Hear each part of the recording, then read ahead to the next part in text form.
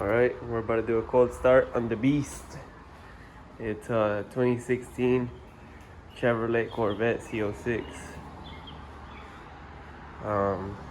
She's been off for 3 days.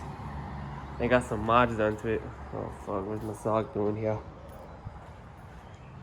Anyway, I got American Racing headers, 3-inch X pipe, and halltech colder intake system. That's about it for mods. It's tuned on 91, not on E85 yet. Should be getting that done here within the next month or so. But yeah, let's get right to it.